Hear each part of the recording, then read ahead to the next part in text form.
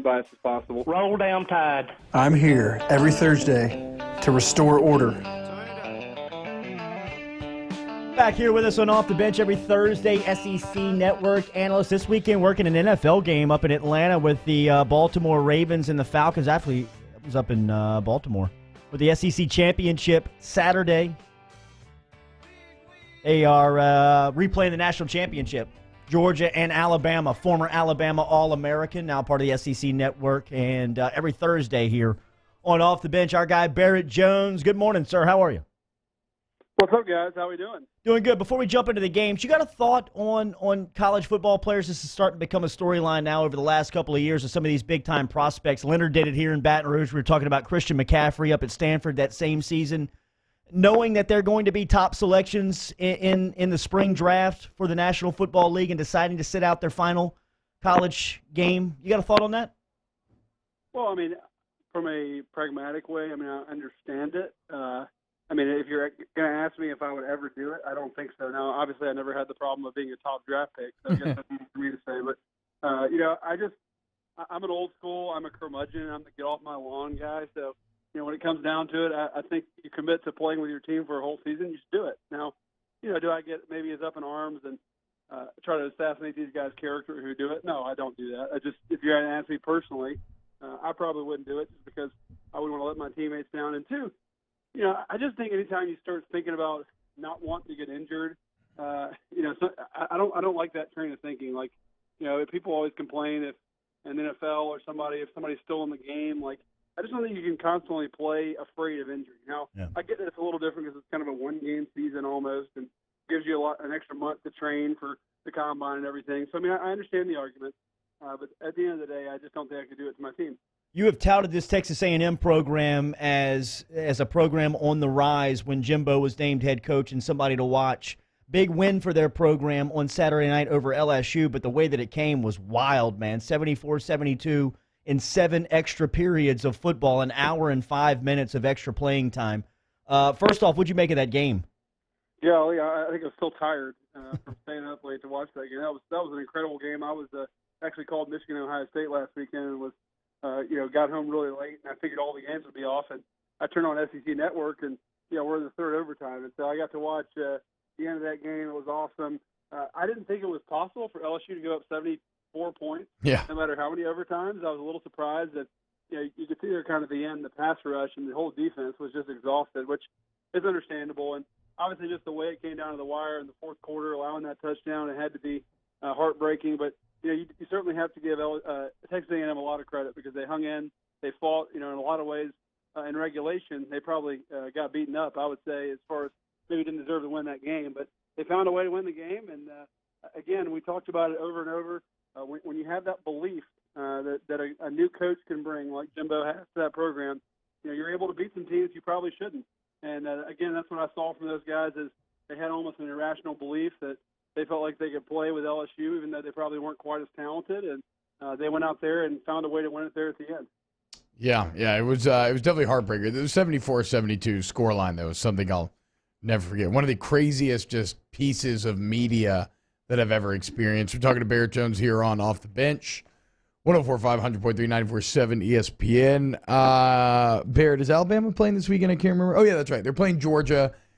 In the SEC championship. I hope they're playing. I'm going to, Bob. What's your – because the game that I'm calling is actually – and this is just totally coincidence, honestly. They assigned me an NFL game, my first NFL game, and it just happened to be in Atlanta. And that's cute. Well, great. I'll just go a day early and go to the SEC championship. So I'll just be a fan in the stands, and I'm looking forward to watching it. Always works out for the Gumps. You think Sankey put in a call to the NFL to get you on the Sunday call? He probably did. He probably did. And the Birmingham Summer Club arranged. Yeah, right, Oh, man. The Crimson Emperor's reach knows no limits. So what's your read on the game, man?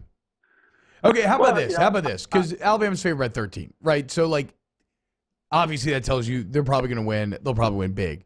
But as an Alabama fan, what scares you? How could you see a situation in which Georgia could maybe pull off the upset? First of all, T-Bob, I answer questions not as an Alabama fan, as I've repeated over and over. As a huge Alabama homer, what scares you? I'm going to be wearing the most obscure shade of red where you can't really tell if it's crimson or red to this game.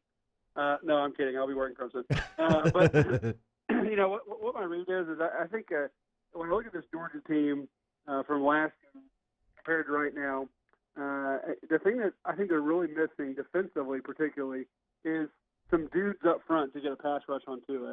And historically this year, when you blitz Tua, he's really done a nice job of seeing the blitz, understanding where his guys are. He's got so many athletes, and when you try to play man-to-man behind it, he's been able to create a lot of big plays. And so I think in order to really affect that passing game, you've got to be able to get pressure with 4, and you've got to be able to play coverage on the back end. And I just haven't seen Georgia do that consistently. Now, don't get me wrong, they have a very good defensive line. I'm just talking about compared to last year where I thought they had elite talent in that front 7, guys like Roquan Smith and Josh Bellamy and Lorenzo Carter. They had some guys up there who could really generate, kind of make some outstanding individual plays. And so, I think that they're going to struggle there in that area. Now, I would say if the thing that does scare me as far as if I am going to take an Alabama fan role, which is so hard for me to even imagine being an Alabama fan again after I'm so unbiased now. But I would just say that Georgia's offensive line, they're pretty good, and they're getting better, and they're getting healthier. And I've been very impressed with when they're at their best, the way they've kind of taken over games and run the football so effectively. And they've got those 2 good backs, and they've got an O-line. And so the script would be just if they're able to run the football really well, use Fromm in some play action where he's most comfortable, keep them on schedule, and kind of dominate the football as far as time of possession. That's kind of the recipe, I think, for success for those guys. You're not obnoxious enough to be a part of that fan base just yet, bro, but you're on the pace. Keep going. Barrett Jones every Thursday. I'll keep trying. Barrett Jones every Thursday with us, 100.3 ESPN Radio in New Orleans, 104.5 ESPN Baton Rouge, 94.7 ESPN Alexandria. Maybe this is a dumb question. I don't know. I mean, Kirby Smart's been 11. I think it's a dumb question. Only dumb people. Oh, watch yourself, boy. Kirby Smart, 11 years, Italian. 11 years with Saban. 2004 started here at LSU, and then along the way, Miami, Alabama. You've been over there at Georgia since he's been running that program. Is it identical to what's going on in Tuscaloosa? I mean, is the makeup and everything that goes into building that program exactly how it's built in Tuscaloosa? Well, it's certainly the same playbook. I mean, that's not a secret. When I called a game at Georgia last year and went up there, and it was eerily similar, just kind of the mentality and the schedule and the way they did things. Now I'm sure there's some wrinkles, and particularly now that they've been apart for 2 years, those guys have something in common, or excuse me, I guess almost 3 years now. One thing they have in common is that they're continually adapting, right, which is what makes them great. And so you think about how much the Alabama program's changed in the last 2 or 3 years, and Georgia has changed a lot as well. So I would say those are the differences, is that maybe they started at the same point, but they've kind of diverged as they've continued to evolve. But there are a lot of similarities, and I think schematically too. I mean, defensively, both of these offenses will be extremely comfortable against what they're facing because it'll look somewhat the same. Who knows? There might even be some of the same calls and the way they structure the verbiage out there that the offense is familiar to hearing in practice. So I think it pretty much cancels out and washes out. That's a question I've gotten a lot: is who has the advantage? I don't think really either team has a supreme advantage because both guys know each other so well that I think it's really going to come down, like every game, T-Bob, to who executes better. Yeah, and I with Georgia, do you think that this is a question that our gambling guy asked earlier? And Justin Fields, is there a role, is there a wrinkle for him in this game? I was pretty unimpressed with him in the LSU-Georgia game. It didn't look like they have any trust in him. What do you think? You think Kirby tries to scheme anything up for Fields, any sub-packages or anything?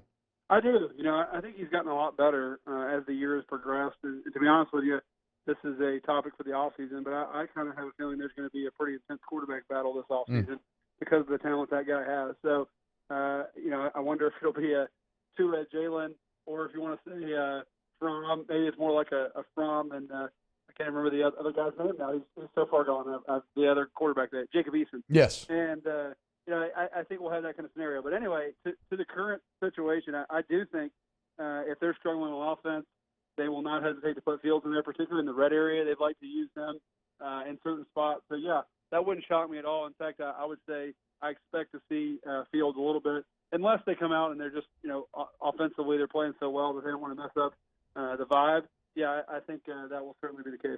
Good luck on the first call in the NFL this Sunday, man. Ravens and Atlanta over there in the Mercedes-Benz Georgia Dome, and enjoy Saturday with Alabama, Georgia. I might just sleep in the press box, save time on travel. Atlanta traffic can be brutal. So, anyway, all right, guys, thanks for having me. Talk to you next Thursday, man. I hope Alabama loses. Hour 2, we'll close it out next. Ain't happening, bro.